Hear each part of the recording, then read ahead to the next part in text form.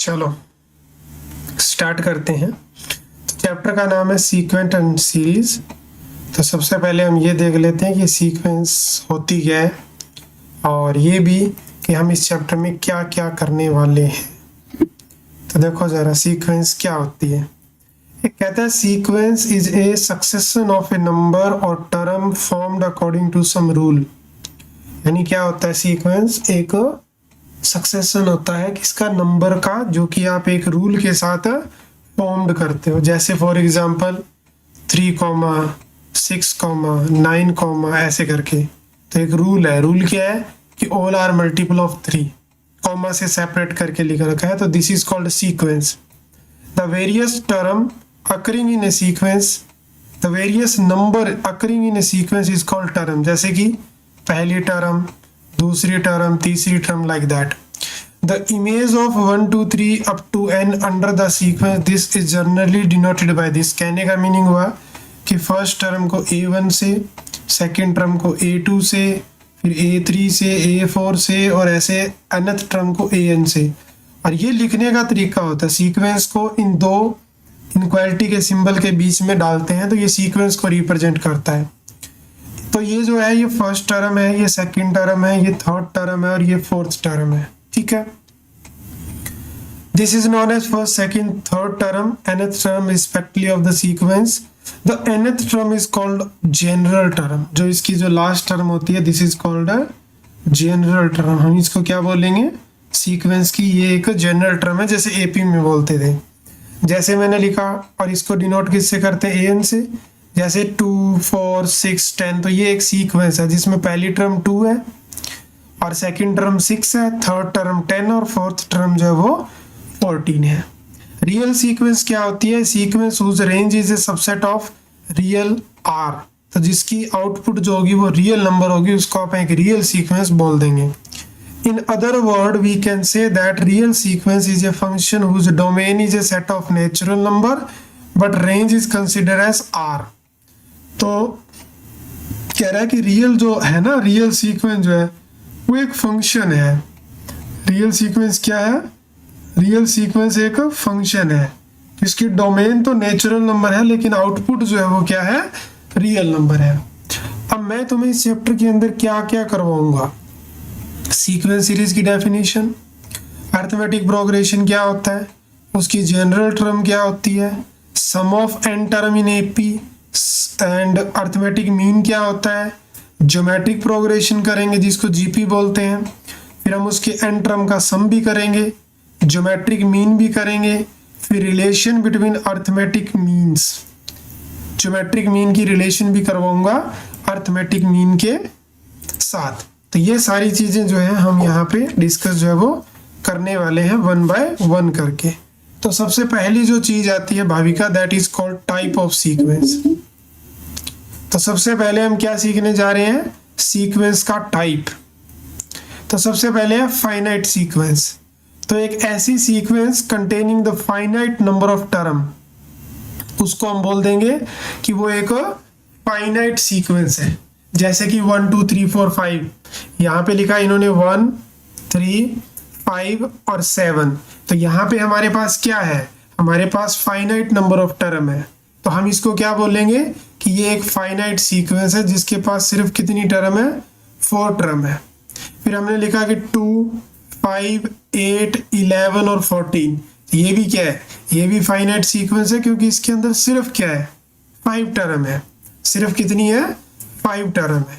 जैसे फाइनाइट है उस तरह से इनफाइनाइट भी होगी। इनफाइनाइट क्या होगी, जिसके अंदर इनफाइनाइट नंबर ऑफ सीक्वेंस होगी। जैसे कि ये A sequence which is not a finite sequence is known as infinite sequence। जो फाइनाइट नहीं होगी उसको हम बोलेंगे infinite sequence. For example 1, 3, 5, 7, dot dot dot dot या dash dash dash dash. It mean कि ये कंटिन्यू जा रही है, कंटिन्यू जा रही है तो इसका कोई एंड नहीं है। और अगर इसका कोई एंड नहीं है then this sequence is called infinite sequence. जैसे यहाँ लिखा 3, 3.3, 3.33, 3.33, आगे 3.3333 कंटिन्यूसली है, तो this is also called a infinite sequence. हम क्या बोलेंगे इसको, हम इसको इनफाइनाइट सीक्वेंस बोलेंगे। आई होप कि यहाँ तक का जो पॉइंट है तुमको समझ आ गया। कोई डाउट यहाँ तक? उसके बाद में आता है रिप्रेजेंटेशन ऑफ सीक्वेंस, कि सर कोई सीक्वेंस को रिप्रेजेंट आप कैसे करते हैं। तो कह रहा है कि real sequence can be represent by different way. Number 1, real sequence can be represent bye listing a few term till the rule for writing down other term becomes clear. जैसे कि 3, 5, 7 सिर्फ 3 टर्म लिख दी। इन 3 टर्म को देख के मुझे पता चल रहा है कि क्या चल रहा है यहाँ पे। तो ये ऑड नंबर चल रहे हैं, 3, 5, 7, 9, 11, 13, 15, 17, 19, 21, 23 लाइक दैट। तो मैं ये कह सकता हूँ कि इसका जो जनरल रूल है वो क्या है कि this is the odd number 2n+1। Odd number 2 type के होते हैं। ऑड नंबर को आप 2 तरीके से लिख सकते हैं, 2 टाइप नहीं 2 तरीके से। एक तो 2n+1 और दूसरा 2n-1। और इवन को कैसे लिख सकते हैं? 2 का मल्टीपल यानी 2n। उसके बाद में जो सेकंड तरीका आता है इसको लिखने का वो क्या है? Real sequence can be represent in term of a rule. सिर्फ मैंने एक रूल लिख के दे दिया।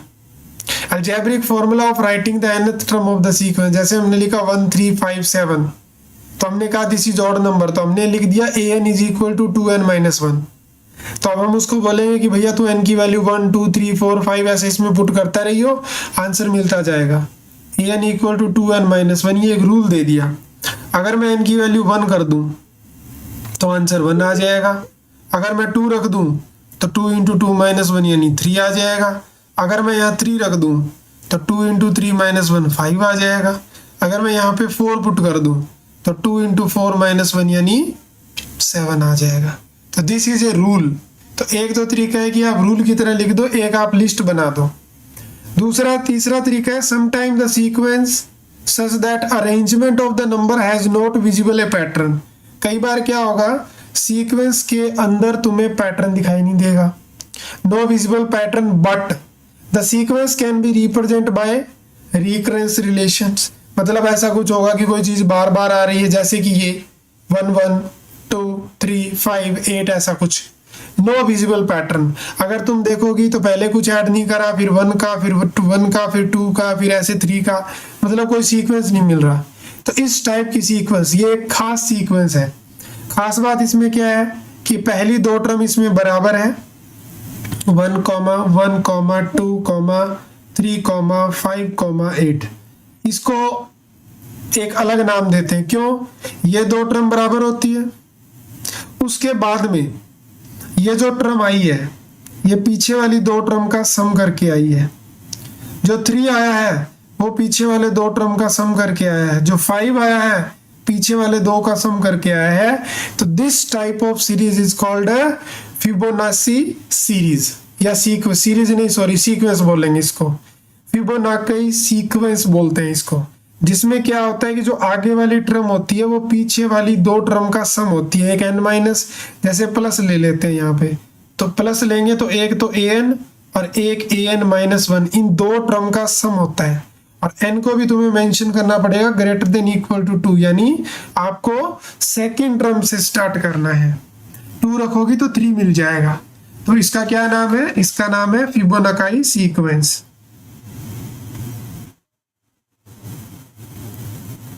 ये एक स्पेशल टाइप की सीक्वेंस है, इसके ज्यादा क्वेश्चन तुम्हें देखने को नहीं मिलेंगे, लेकिन this is a very very important type. Is that clear? Yes sir. ठीक है। उसके बाद में सीक्वेंस एज ए फंक्शन, जो हमारा नेक्स्ट इसके अंदर जो चीज आती है जो हमें पढ़ना चाहिए, that is called important part. A sequence can be regarded as a function whose domain is a set of natural number, but जो आउटपुट होती है वो एक रियल नंबर होती है। और सम सबसेट ऑफ इट्स टाइप, यानी हो सकता है कि पूरा का पूरा नेचुरल नंबर ही इसका क्या हो, डोमेन बन जाए, या फिर नेचुरल का एक पार्ट इसका डोमेन बन जाए। पहला क्वेश्चन तुम्हारे सामने कह रहा है find the 20th term of this sequence. तो अगर मुझे इसकी 20th टर्म निकालनी है तो what I need to do here, I need to put n = 20 over here. So हम क्या करेंगे, 20 पुट कर देंगे, तो 20 माइनस 3 ओवर 20 प्लस 3, तो क्या आंसर आ रहा है, 20 इंटू में 17 ओवर 23, जिसको हम काट नहीं सकते, तो 340 over 23 is the final answer of the question.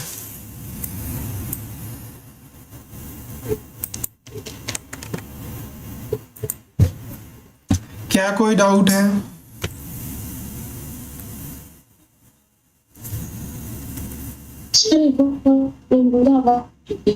Hello,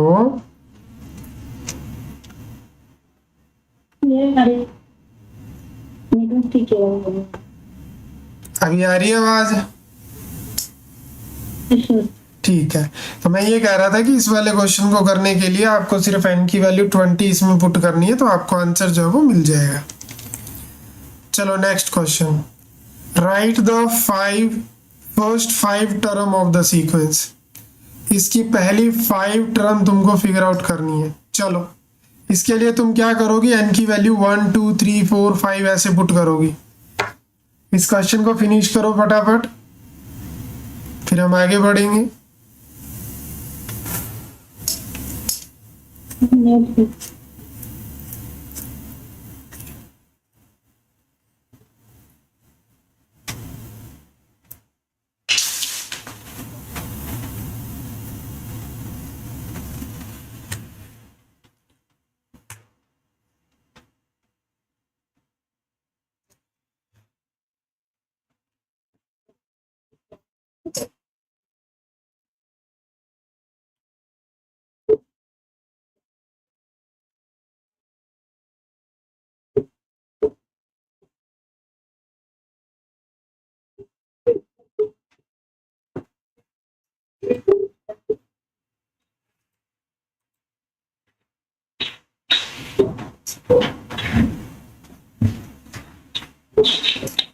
हाँ, तो अगर हम इसमें n की वैल्यू 1 पुट करेंगे तो क्या मिलेगा भाविका?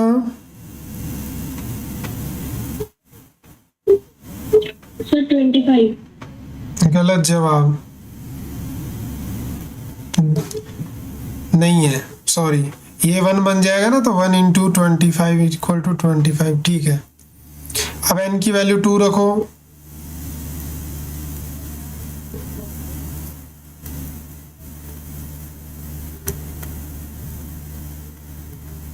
और सॉल्व करो।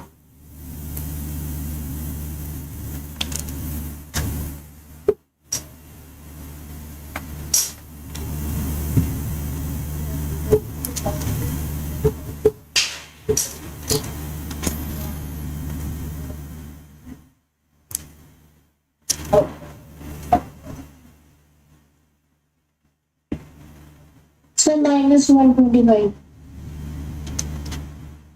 ठीक है, वेरी गुड। चलो अब इसके सेकंड की निकाल लो 2 टर्म, इसकी भी 2 टर्म फिगर आउट कर लो।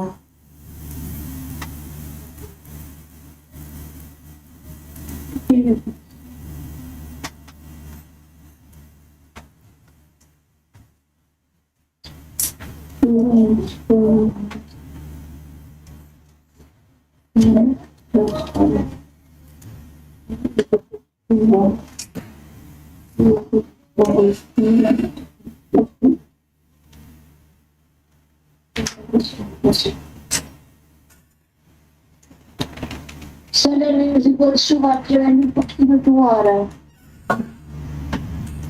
सही है, सेकंड भी निकाल लो, 2 टर्म निकालेंगे 5 की जगह, ताकि जल्दी काम हो जाए।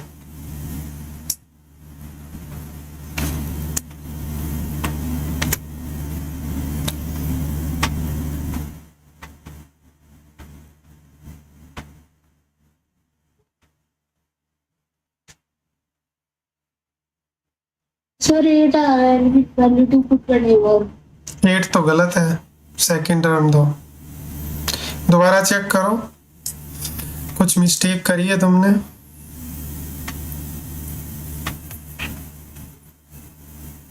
अच्छा समझ आ गया सर, ठीक है दोबारा करते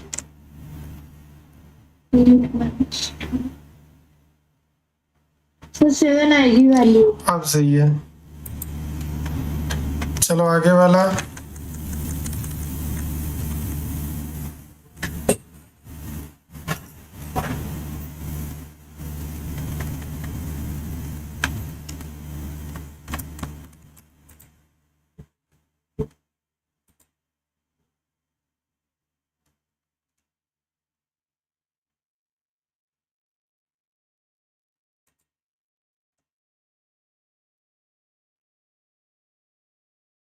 n की वैल्यू 2 से बड़ी है तो 3 4 5 तक।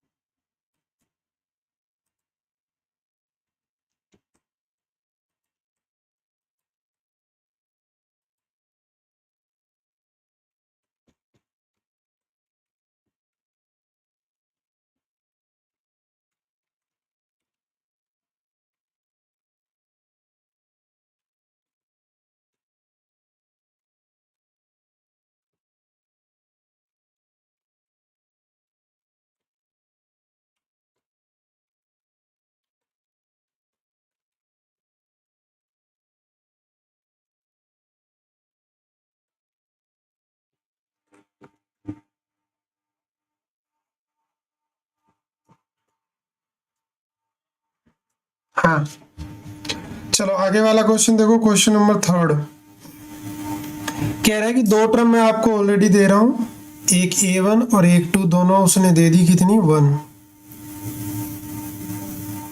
आगे क्या बोल रहा है, आगे ये बोल रहा है कि एक फॉर्मूला है जिससे आप निकाल सकते हो आगे वाली टर्म। जहां पे n की वैल्यू आप 2 से बड़ी रखोगे तो 2 से बड़ी रखोगे तो 3 से स्टार्ट होगी।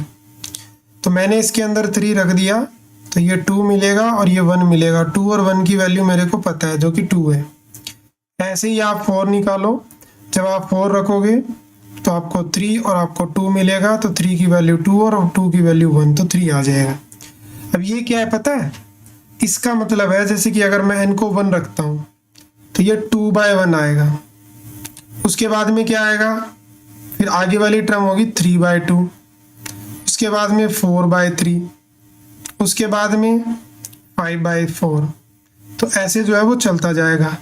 तो 2 की वैल्यू 1 तो 1/1, फिर 2/1, फिर 4 की वैल्यू कितनी आ रही है 3, तो 3/2। तो सीक्वेंस ऐसे आएगी 1, 2, 3/2 एंड सो ऑन। क्या क्वेश्चन समझ आया तुमको? Yes sir. ठीक है, चलो आगे बढ़ते हैं नेक्स्ट क्वेश्चन की तरफ। सीरीज क्या होती है? तो बेसिकली जैसे सीक्वेंस में टर्म कॉमा से सेपरेट थी, सीरीज में जो टर्म होती है वो रिप्रेजेंट होती है सम से। जैसे कि a1, a2, a3, an, then the expression a1 plus a2 plus a3 plus a4 plus a5 an and so on is called a series। इसको सीरीज बोलते हैं। Associate with the given sequence a series is finite और infinite।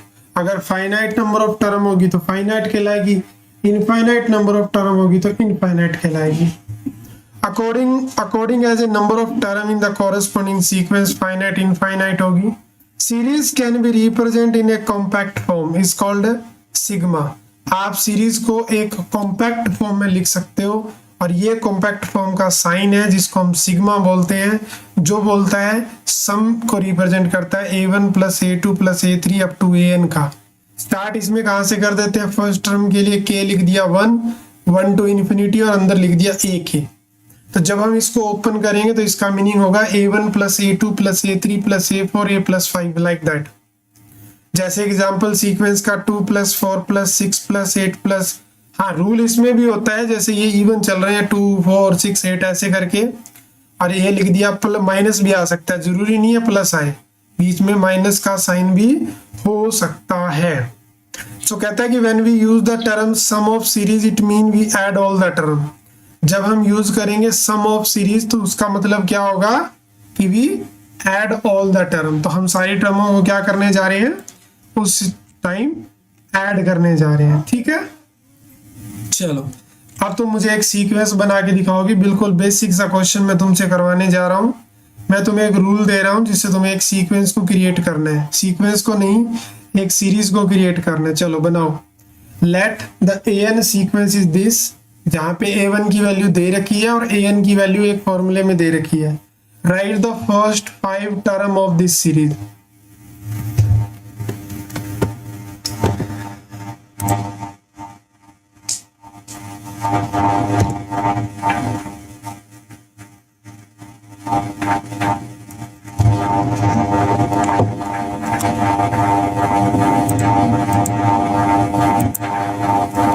Write the first 5 term of the series.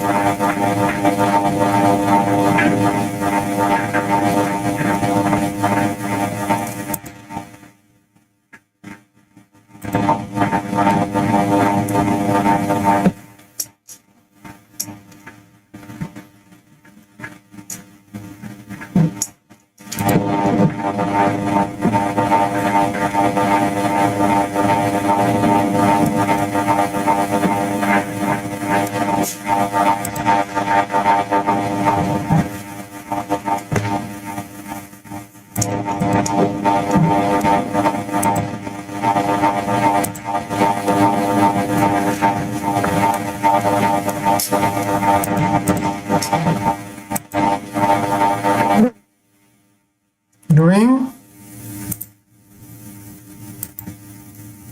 Sir answer आ रहा है n is equals to 1 की value put करने पे 2 एंड वैल्यू 2 पुट करने पे 5, तो 2 5 8 11 14 ऐसे आ रहा है। 2 5 8 11 14 इज द करेक्ट आंसर। तो इसको कैसे लिख देंगे, 2 1 सेकेंड 2 5 8 11 और 14 and dash dash dash dash. तो ये हमारी एक इनफाइनाइट सीरीज बन गई। क्या बन गई, ये एक इनफाइनाइट सीरीज जो है वो बन गई। तो टॉपिक नंबर 1 जो है वो कंप्लीट हो चुका है। अब हम आगे बढ़ते हैं और अब हम आगे करने जा रहे हैं अर्थमेटिक प्रोग्रेशन। वैसे हम अर्थमेटिक प्रोग्रेशन के बारे में ऑलरेडी जानते हैं, तो एक टाइप से ये जो है वो हमारी रिवीजन हो जाएगी। देखो जरा,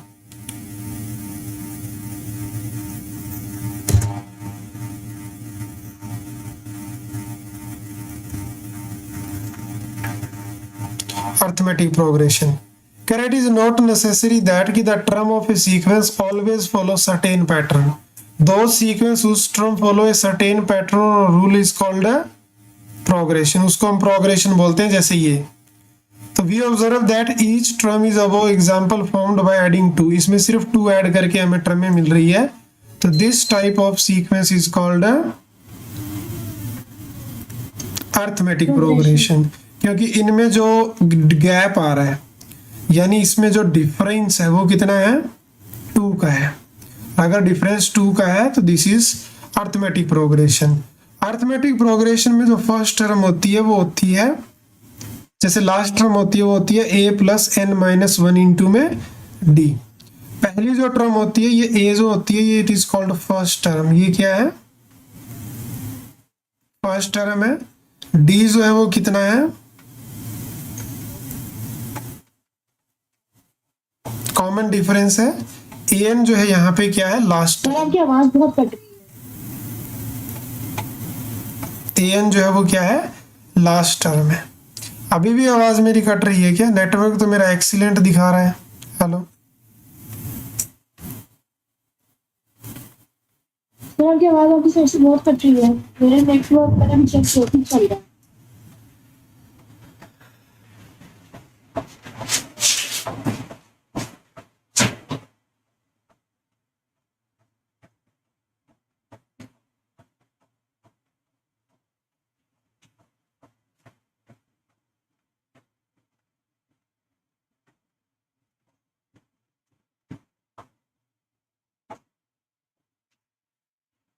अभी भी कट कट के आ रही है क्या आवाज या कुछ इम्प्रूव हुआ है? सर अब ठीक अब ठीक आ रही है। पहले बहुत कट रही थी। ठीक है तो ओके, चलो बढ़िया, अभी ठीक आ रही है। तो हाँ, हम कहाँ थे? हम अर्थमेटिक प्रोग्रेशन के ऊपर थे। तो an जो है वो लास्ट टर्म होती है। AP के अंदर जो टर्में होती है वो कुछ इस तरह से होती है। पहली टर्म a, दूसरी टर्म a प्लस d, फिर a प्लस 2d, फिर a plus 3d, a plus 4d and so on, ऐसे ऐसे करके। और कभी भी अगर इसकी 3 कॉन्जुगेटिव टर्म तुम्हें लेट करनी पड़े तो वो तुम्हें ऐसे लेट करनी है, ये एक रूल होता है। अगर 4 टर्म लेट करनी पड़े तो फिर इस तरह से लेट करनी है। इसका लॉजिक जब पता चलता है जब हम क्वेश्चन करते हैं, क्योंकि कई बार वो अपने को सम देता है। तो अगर मैं इन 3 टर्म का सम करूँ ना तो इसमें से d गायब हो जाएगा। तो ये हमें हेल्प करती है क्वेश्चन को सिंप्लीफाई करने में। और इसके अंदर जो सम होता है वो क्या होता है Bhavika? n/2 2a plus n minus one into में d। कभी कभी क्या करते हैं, कभी कभी हम इस a को तोड़ देते हैं यहाँ से ऐसे करके, और जो लास्ट में दिखाई दे रहा है उसको an भी आप लिख सकते हैं। तो this is a plus an, यानी फर्स्ट प्लस लास्ट टर्म का भी फॉर्मूला जो है वो यहाँ पे अप्लाई किया जा सकता है। कोई डाउट तो नहीं है तुम्हें यहाँ तक? ठीक है, अब हम इसके कुछ एग्जाम्पल कर लेते हैं। अगर तुम्हें ये पता करना हो कि गिवन सीक्वेंस AP है कि नहीं है, तो इसके लिए तुम्हें क्या करना पड़ेगा भाविका? कॉमन डिफरेंस को फिगर आउट करना पड़ेगा। तो सबसे पहले तुम्हें सीक्वेंस बनानी पड़ेगी, उसके बाद में कॉमन डिफरेंस फिगर आउट करना पड़ेगा। तो चलो, ये क्वेश्चन तुम्हें अपने सामने दिखाई दे रहा है, जरा इसको चेक करो कि this sequence is an AP और not.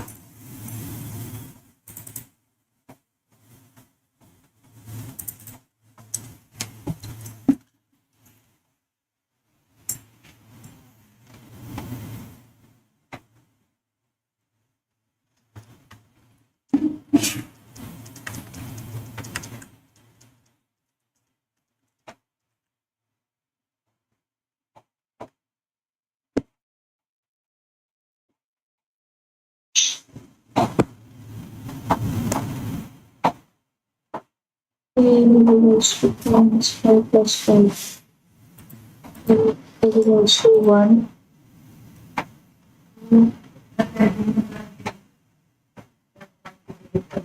Equals 5 plus 5 plus 1 equals to 3.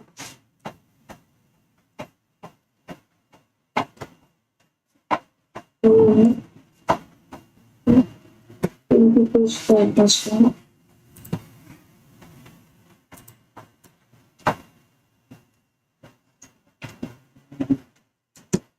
Plus 1.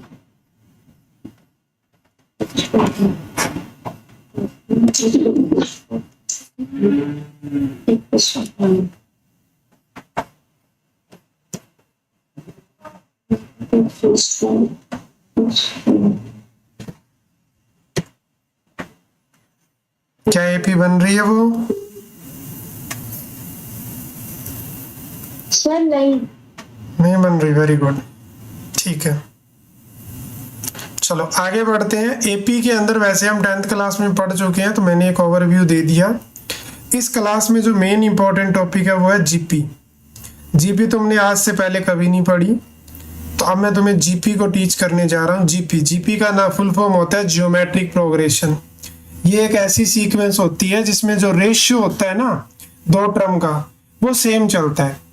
तो a sequence of non zero number is said to be geometric progression if the ratio of each term except the first one by its proceeding, यानी पहली term को छोड़ के, पहली के आगे कुछ नहीं होता तो उसको छोड़ के आगे वाली जो टर्म होती है, जैसे A1, A2, A3, तो जो A2 और A1 का जो रेशियो है वो बराबर आए किसके, A3 और A2 के। तो अगर ऐसा किसी सीक्वेंस में हो रहा है then you will called geometric progression. In other word we can say that, अगर हमारे पास ये एक सीक्वेंस है, ज्योमेट्रिक प्रोग्रेशन बोलेंगे या ज्योमेट्रिक सीक्वेंस बोलेंगे, if it is follow this relation, यानी आगे वाली टर्म डिवाइडेड बाय पीछे वाली टर्म के इक्वल अगर आर आए जो कि एक कांस्टेंट है, ठीक है, तो इसको हम एक ज्योमेट्रिक प्रोग्रेशन बोलेंगे। This is called GP Bhavika, और this r is called common ratio. R को क्या बोल देंगे, कॉमन रेशियो बोल देंगे। तो the constant ratio is called common ratio of the GP and it is denoted by R. In a GP we usually denote the first term by A, और जो second term, जो nth term होगी उसको Tn और An से denote करेंगे। यानी इसमें भी फर्स्ट टर्म A होती है लेकिन लास्ट टर्म को या तो Tn से या An से, जो होती है A R की पावर n-1, क्योंकि हमने कहा कि कॉमन रेशियो R होता है तो पहली टर्म A होगी, दूसरी टर्म से R से मल्टीप्लाई कर दो इसको, तो ए आर फिर से आर से मल्टीप्लाई कर दो, ए आर स्क्वायर फिर से आर से मल्टीप्लाई कर दो, ए R cube and so on. ऐसे चलते चलते जो लास्ट टर्म आएगी उसमें एक आर की पावर कम आती है एन से। ऐसा क्यों, सेकंड टर्म में 1 पावर थी, थर्ड टर्म में 2 पावर थी, तो nth टर्म में भाविका कितनी पावर होगी, 1 पावर कम होगी। तो this term is called nth term of your GP. तो यहाँ पे लिखा हुआ है A R square A R की पावर 3 एंड सो ऑन। तो यहाँ पे जैसे ये लिखा था 4 12 36, देखो क्या लिखा है 4 12 36 108, ये जीपी है कि नहीं है, कैसे चेक करेंगे, सेकंड टर्म से स्टार्ट करेंगे, 12/4 3, 36/12 3, 108/36 3। तो ईच केस में जो कॉमन रेशियो आ रहा है Bhavika that is same, so that's why this is called GP. Series कब बनेगी, जब सारी टर्म को ऐड करके लिख देंगे, यानी A1 प्लस A2 प्लस, यानी ऐसे करके A plus second term plus third term plus fourth term and so on last term. तो अब ये क्या बन गई भाविका, ये एक AP बन गई, दिस इज सॉरी, ये एक ज्योमेट्रिक सीरीज बन गई। फिर ये बोलता है कि to show that given number, अगर कभी भी तुम्हें ये शो करना पड़े कि 4 नंबर किस में है, जीपी के अंदर है, तो पहले 2 का रेशियो यानी B/A को बराबर दिखाना पड़ेगा किसके, C/B के। तो यहाँ से एक चीज निकल के आती है कि जो बीच वाले नंबर का जो स्क्वायर होता है वो किसके इक्वल होता है, फर्स्ट और लास्ट के। यानी अगर तुम्हारे पास 3 नंबर है ABC और अगर ये जीपी के अंदर है तो तुम ये कहोगी कि जो बीच वाले का स्क्वायर है वो किसके इक्वल होगा, AC के इक्वल होगा। बीच वाले का स्क्वायर किसके इक्वल होगा, AC के इक्वल होगा। यहां तक चीजें समझ आई है तुमको, ठीक है। अब जरा एक बार इस क्वेश्चन को देखो, इसको मैं रफ कर देता हूं। ये हमसे क्या पूछ रहा है कि बताओ कि ये व्हाट वैल्यू ऑफ के, दिस इज इन AP, के की किस वैल्यू के लिए ये जो है ये AP के अंदर होगा। तो अगर ये AP के अंदर है तो अभी हम यहाँ पे कॉन्सेप्ट लिखेंगे, क्या कॉन्सेप्ट लिखेंगे कि जैसे कि इफ ABC AP में है, सॉरी इन GP, तो देन कॉन्सेप्ट क्या होगा भाविका कि B का जो स्क्वायर होगा वो किसके इक्वल होगा, AC के। तो मैं ये कह सकता हूँ कि जो बीच वाला है तो K का स्क्वायर किसके इक्वल होगा, -2/7 डिवाइडेड बाय -7/2। तो 2 से 2 कट जाएगा, 7 से 7 कट जाएगा, माइनस माइनस +1 हो जाएगा। तो हम यहाँ से के स्क्वायर की वैल्यू +1 मिल रही है, तो के की 2 वैल्यू होगी, +1 -1। तो के की किस वैल्यू के लिए ये जीपी में होगा, 2 वैल्यू, एक +1 और एक -1 के लिए। -1। क्या कोई डाउट है इस टॉपिक के अंदर? No sir. ठीक है, अब आगे वाला क्वेश्चन तुम खुद बनाओगी, मैं तुम्हें क्वेश्चन शो करके दे रहा हूं यहाँ पे, ये लो।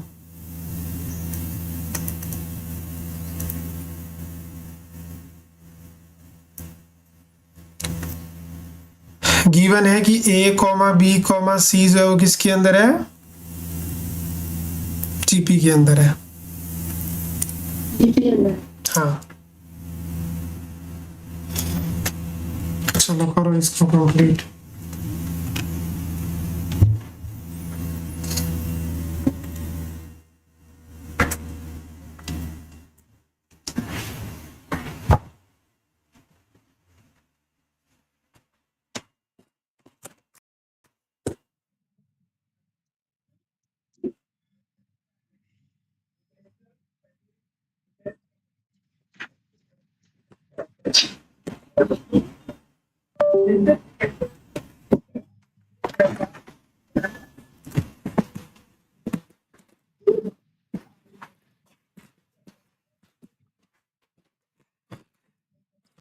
A, B, C in GP, then find the value of A minus B, B minus C.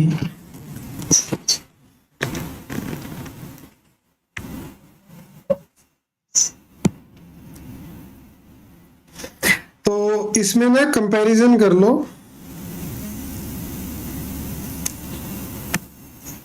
इसकी वैल्यू फिगर आउट करनी है ना भाभी का हमको।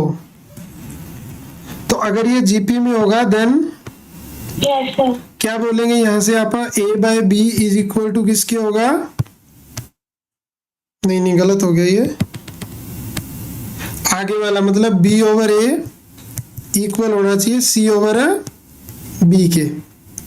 इसको मान लो कि ये R के इक्वल है। हमने इसको किसके इक्वल मान लिया भाविका? R के इक्वल। हमने कहा कि R के इक्वल है, तो यहाँ से जरा B की वैल्यू देखो क्या आ रही है। अगर मैं फर्स्ट को और लास्ट को कंपेयर करूं तो B की वैल्यू कितनी निकल के आएगी? AR। और अगर मैं इसको कंपेयर करूं C ओवर B को R के आगे, तो ये क्या C की वैल्यू क्या निकल के आएगी? BR। अब इसको ही यूज करो जो अपने को निकालना है उसके अंदर। हमें फिगर आउट करना है A minus B over B minus C। तो A को तो A पड़ा रहने दो, B की value in term of R लिख सकते हैं। यहाँ पे C को C रहने दो, नहीं हाँ C की वैल्यू रख दो BR।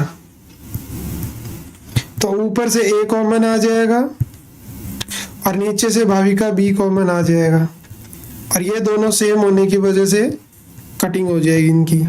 तो जो फाइनल आंसर आएगा जो इसने पूछा था उसका कितना आएगा?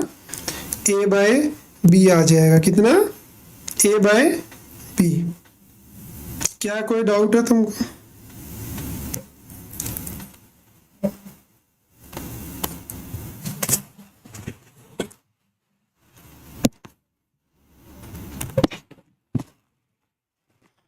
क्या इसके अंदर कोई डाउट था?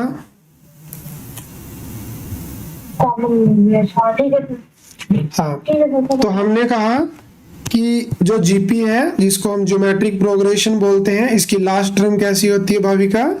A R की पावर n-1, जहां पे R is a common ratio. R जो है वो हमारा कॉमन रेशियो है। जैसे मैंने तुम्हें एपी के अंदर ये बताया था कि 3 अगर टर्म लेट करनी पड़े तो किस तरह से लेट करनी है, वैसे जीपी के अंदर भी रूल होता है। जीपी के अंदर अगर 3 टर्म माननी पड़े तो पहली टर्म A बाय R होगी, दूसरी A होगी और तीसरी AR होगी। ऐसा मानने का रीजन है कि कल को हमें क्या दे देगा, वो इन तीनों की प्रोडक्ट दे देगा। तो ऐसा मानने से होता क्या है, ऐसा मानने से R पूरी तरह से कैंसिल हो जाता है और इन तीनों की प्रोडक्ट A क्यूब के बराबर होती है। और मान लो कि मैं तुम्हें ये बोल दूं कि इनकी जो प्रोडक्ट है भाविका वो 27 है, तो इस प्रोडक्ट से अगर मैं इसको कंपेयर करूं A क्यूब इक्वल टू 27, तो मेरे को यहाँ से A की वैल्यू बहुत जल्दी मिल जाती है। लेकिन अगर तुम ऐसे लेट करोगी कि सर मैं तो ये मानूंगी, तो अगर तुम ये मानोगी और जब इनकी प्रोडक्ट करोगी तो ए क्यूब आर क्यूब की वैल्यू तुम्हें 27 मिलेगी, तो ए इंटू आर की वैल्यू तुम्हें 3 मिलेगी, ना कि ए की वैल्यू मिलेगी। तो this is not fruitful for us, ये हमारे लिए फ्रूटफुल नहीं है। तो जब भी अपने को ट्रम को लेट करना होगा तो किस तरह से मानेंगे भाविका? फिर ये a are, A by are, a और ए आर की तरह। कोई डाउट तो नहीं है इसके अंदर?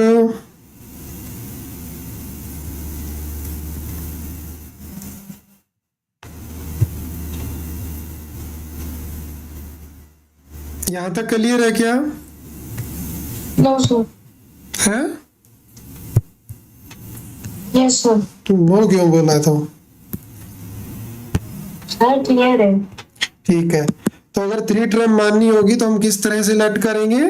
ए बाय आर, ए और ए आर, तो जिसमें कॉमन रेशियो आर होगा। और अगर अपने को 4 टर्म लेट करनी होगी तो A R cube, A are, A by are, A R और आर क्यूब, मतलब यहाँ पे आर स्क्वायर कॉमन रेशियो होगा। और जब 5 टर्म लेट करनी पड़ेगी तो फिर ऐसे मान लेंगे a by r square, a by are, A R और ए आर स्क्वायर, तो इसमें कॉमन रेशियो आर होगा। इसको नोट कर लो, ये वेरी वेरी इंपॉर्टेंट की कैटेगरी में मैं डाल सकता हूँ, मोस्ट इंपॉर्टेंट है। 3 वाला सबसे ज्यादा इंपॉर्टेंट है, 4 वाला तो फिर भी हम चलो एक बार इग्नोर कर दें, 3 वाला is very very important.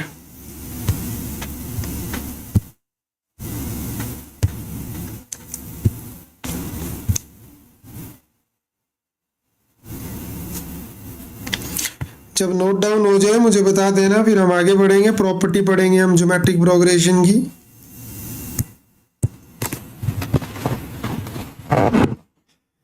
Okay sir.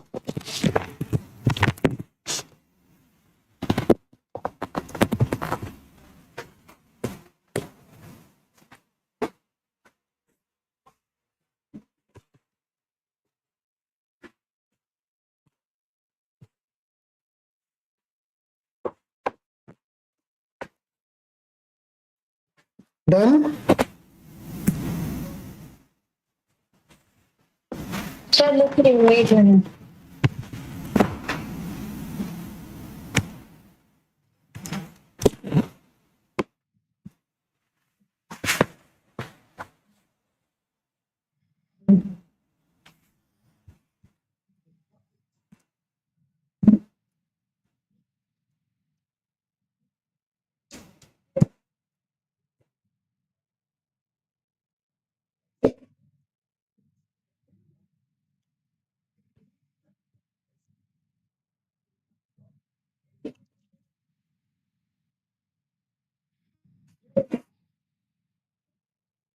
लिख लिया। ठीक है, अब आगे बढ़ते हैं। अब हम कुछ ना प्रॉपर्टीज देखेंगे इसकी, कि इसमें प्रॉपर्टीज क्या क्या होती है, बोलो। सर एक मिनट अभी आई, कोई दरवाजे पे है, एक मिनट।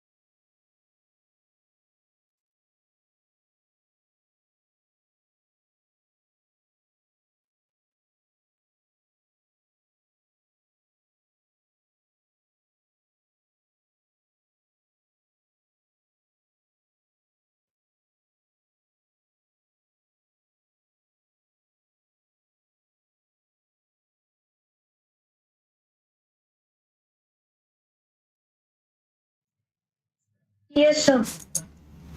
ठीक है, देखो पहली प्रॉपर्टी, कहता है कि if all the term of GP are multiply by the same quantity then the resulting sequence is also GP. यानी भाविका कहने का मीनिंग ये हुआ कि मान लो तुम्हारे पास कोई जीपी है, ऐसे करके अगर तुम इसको 3 से मल्टीप्लाई कर देती हो, 6, 12, 24, 48, तो ये भी क्या होगा, ये भी जीपी में होगी और कॉमन रेशियो तो वही रहेगा जो पहले था। ये पहली प्रॉपर्टी है। दूसरी प्रॉपर्टी क्या है, reciprocal of the term of GP is also form A GP.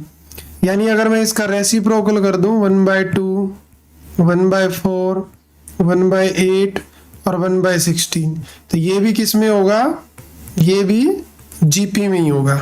फिर if each term of GP is raised to the same power, हर टर्म की पावर अगर 2 कर दी जाए, कहने का मतलब 2 का स्क्वायर, 4 का स्क्वायर, 8 का स्क्वायर, 16 का स्क्वायर, यानी ये बन गया 4, ये 16 और ये 64 और ये बन जाएगा 256। तो स्क्वायर करने से जो रेशियो होगा ना, तो जो रिजल्ट आएगा वो भी जीपी में आएगा। पहली बात तो ये, लेकिन अब की बार रेशियो सेम नहीं आएगा, रेशियो भी स्क्वायर हो जाएगा।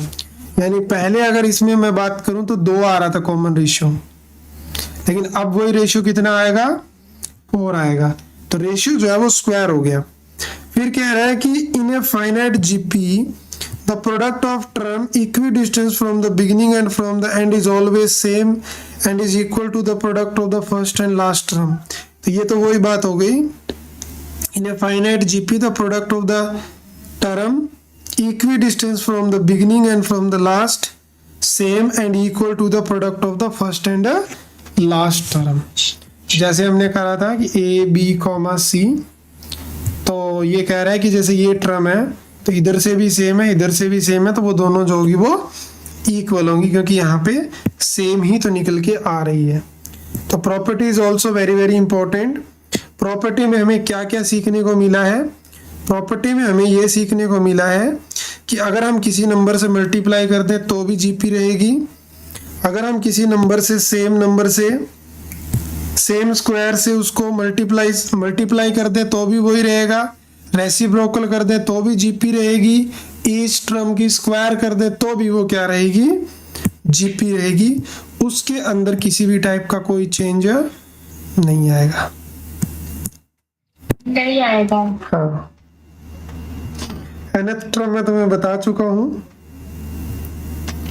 हाँ, अब हम कुछ टर्म निकालना सीखते हैं इसके अंदर कि एक जीपी अगर तुम्हें दे दी जाए तो उसकी फर्स्ट और लास्ट टर्म कैसे निकालोगी तुम।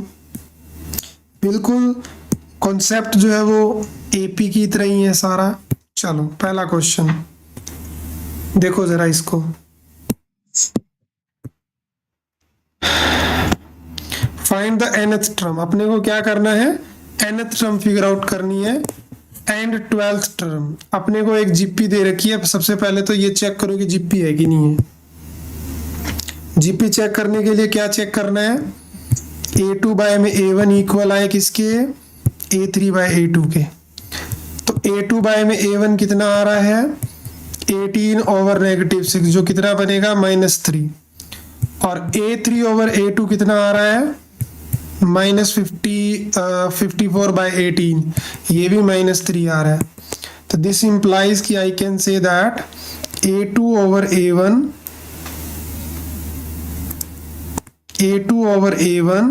is equal to A3 over A2। तो यस इट इज जीपी। हम क्या लिख देंगे,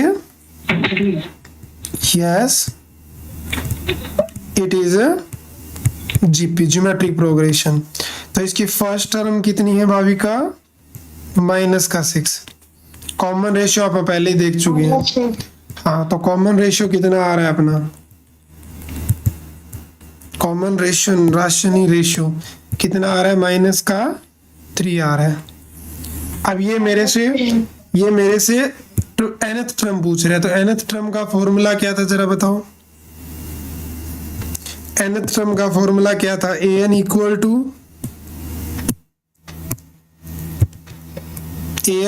टू a r की पावर n -1। तो an इक्वल टू a कितना है माइनस का 6 और r कितना है माइनस का 3 होल पावर n -1।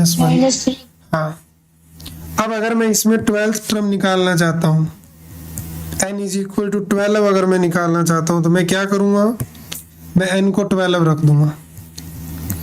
तो यहाँ पे 8 12 इक्वल हो जाएगा -6 और -3 की पावर 12 -1 यानी 11 हो जाएगी। 11। हाँ, अब भाविका पावर 11 को सोल्व करना is not an easy task. So GP के अंदर आंसर को यहीं पे स्किप कर दिया जाता है। मेरी बात आ रही है समझ में? यहीं पे आंसर को हम छोड़ सकते हैं, कोई भी प्रॉब्लम नहीं है। चलो आगे बढ़ते हैं नेक्स्ट क्वेश्चन की तरफ। तो बहुत ही प्यारा सा क्वेश्चन, ऐसे क्वेश्चन 5 मार्क्स में आने का दम रखते हैं, पॉसिबिलिटी है। ये क्वेश्चन 5 मार्क्स में तुम्हें एग्जाम में देखने को मिल सकता है क्योंकि बड़ा क्वेश्चन है और अच्छा क्वेश्चन है। चलो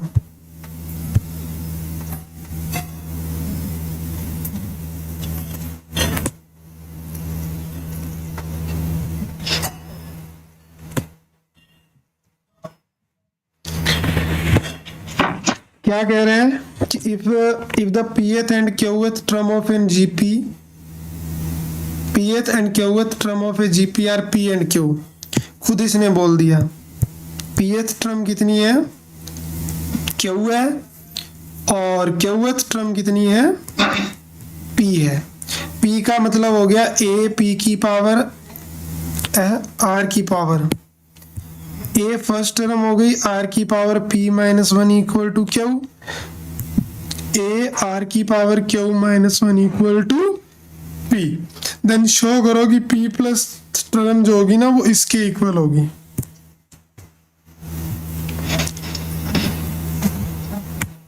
अब मुझे बताओ भाविका कैसे हमें इसमें आगे की तरफ बढ़ना चाहिए। अगर मैं दोनों को डिवाइड कर दूं तो मैं यहां से कॉमन रेशियो फिगर आउट कर सकता हूं। ये 1 नंबर इक्वेशन है और ये इक्वेशन नंबर 2 है। अगर मैं 1 को 2 से डिवाइड कर दूं, r p -1 divided by a r q -1 equal to q by p। तो यहां से भाविका a से a कट जाएगा और ये ऊपर आके माइनस हो जाएगा। तो r p -1 में से माइनस करना है तो -q + 1 equal to q by p। यहाँ से 1 और -1 कैंसल आउट हो गए तो r की पावर जो इधर बच रही है वो बच रही है p - q। हाँ, और ये p - q दूसरी तरफ चली जाएगी तो यहाँ से मेरे पास कॉमन रेशियो जो है वो निकल के आ गया। 1 बाय क्या हो जाएगा p - q हो जाएगा। इसने मेरे से pth टर्म पूछी है तो p प्लस qth टर्म क्या होगी भाविका, a फर्स्ट टर्म और r की power p plus q, r की पावर है p plus q। p + q। हाँ, तो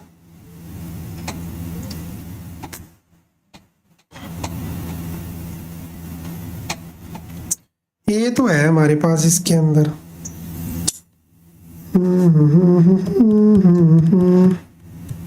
हमें ना a की वैल्यू चाहिए भाविका, क्योंकि इसके अंदर देखो a आ रहा है। अब a का वैल्यू कहाँ से निकालेंगे मुझे बताओ जरा।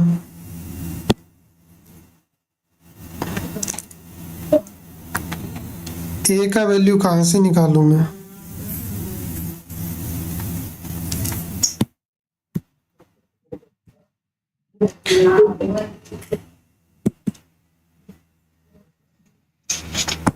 a का वैल्यू यहां से निकाल लेते हैं। a टाइम ये था ना अपने पास, यहाँ r की वैल्यू रख दो। r p + q। तो a का वैल्यू क्या आ जाएगा q और ये नीचे आएगा ना पूरा का पूरा। तो अगर इसको ऊपर लेके आए तो 1 - p हो जाता है। ये a की वैल्यू है भाविका। अगर ये a की वैल्यू है तो यहाँ रख दो p प्लस क्यू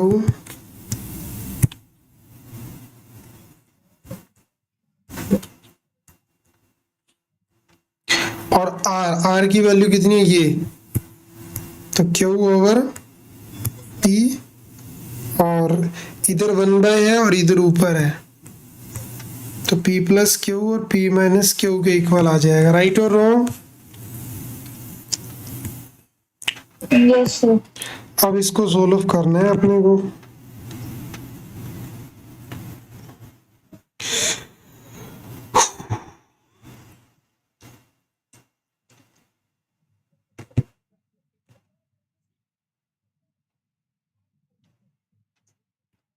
लेकिन यहाँ मैंने गड़बड़ कर दी, ये p प्लस क्यू टर्म थी तो माइनस का 1 भी आना था यहाँ पे।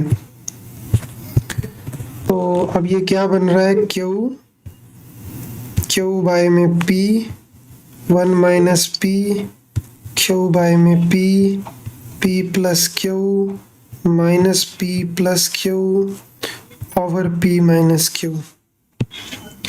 यहाँ से p और p cancel,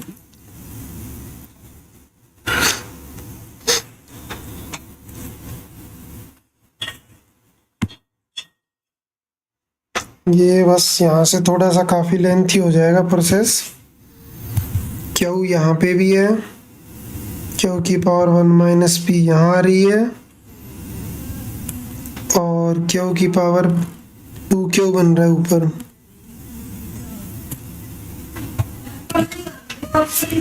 divided by P 1 minus P, और उधर से p की वैल्यू कितनी आ रही है, 2q bye p minus q। इस पूरे को जब सिंपलीफाई करेंगे ना तो अपने को वही आंसर मिल जाएगा जो रिक्वायर्ड है। तो इसको सोल्व करना पड़ेगा पहले तो।